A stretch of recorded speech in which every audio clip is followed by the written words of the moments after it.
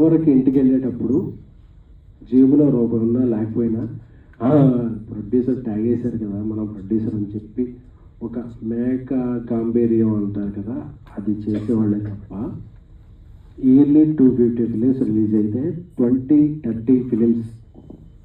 చాలామంది పెద్దలు కూడా చెప్పేస్తున్నారు పాన్ ఇండియా సినిమాలు అయిపోతున్నాయి, టికెట్ రేట్లు పెంచేసాము అని చెప్పి.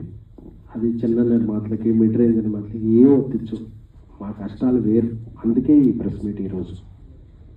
ఎందుకంటే ప్రొడ్యూసర్లు మాట్లాడక, సోషల్ మీడియాలో వెళ్ళక, నేను చూస్తుంటే సోషల్ మీడియాలో అందరూ కూడా హీరోలకు వందల కోట్లు ఇచ్చేస్తారు. వందల కోట్లు ఇచ్చేవాళ్ళు ఒకళ్ళు ఇద్దరు హీరోలు ఉన్నారు తప్ప మిగతా వాళ్ళందరూ కూడా.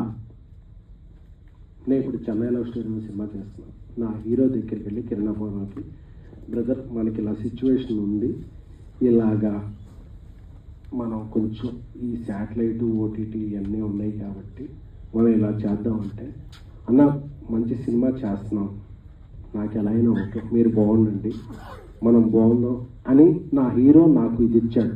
అలా ఏమైనా నాకు